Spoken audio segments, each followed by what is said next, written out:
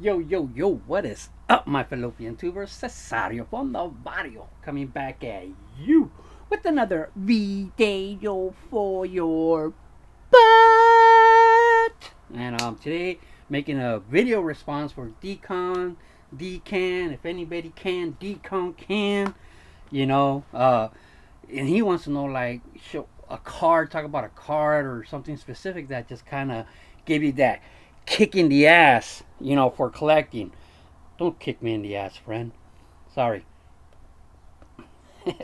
Kind of gave you that kick in the ass, man. And I gotta say, for me, uh, I probably mentioned this once or twice in the 1,000 videos that I've made, but it was this Kevin McReynolds from 84 Fleer. Now, the reason for that was because my cousin, I didn't have price guides back then. I wasn't buying the price guides and stuff like that yet. But when my cousin would come down, he would bring the price guides. And this Kevin McReynolds was like the example picture, the example card for the 84 Fleer. And I remember, oh, I have that card. And I went in my box and I pulled it out. Like, this is it. This is the actual card that I had as a kid. And you can see I kind of took more care of it than other cards. It's pretty good shape. I mean, yeah, it's off center, but still a 10. That's it. And so this card was like, wow, like, the first card that I kind of like separated from the rest. I took it out from the rest of the 84 Fleers, and I, basically all I did was put it at the front of the box so I could know exactly where it's at every time. But I was so excited because, like, you could see a picture of this, on the magazine. So I love this card.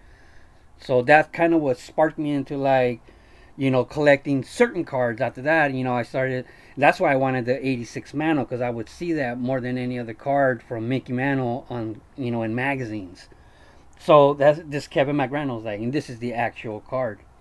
That's what sparked me as a kid. But I'm gonna go another step and add, because in about '94, I pretty much kind of stopped collecting baseball cards. Didn't fully stop, but I wasn't pursuing it like before. Now, I wasn't very excited about the strike.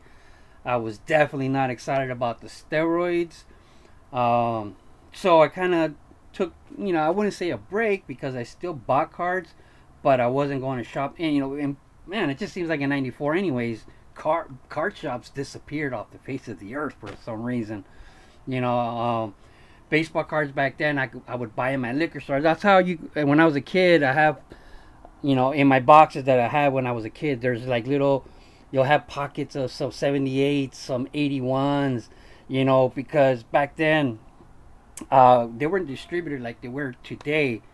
So, like, if I would go to a liquor store that had cards, like, say this was 85, and I went looking for some and they didn't have 85, they would go in the back and bring out cards from years before that they never sold, and they would bring out, like, say 84 cards, 83 cards, and sell the packs for even cheaper at a discount, because they haven't sold them. And so that, I remember that's how I would have some older cards, that I would get packs for cheap. But anyways, let's move on to 2004 when I got back into the hobby again. I'll tell you the card that re-sparked my fire again, and it was basically this card, because we went to the mall after I got my first paycheck from the Dodgers. Lumpy, chill. Lumpy, relax. I say. What's that? Timmy fell in the well? All right, I'm gonna pause this. All right.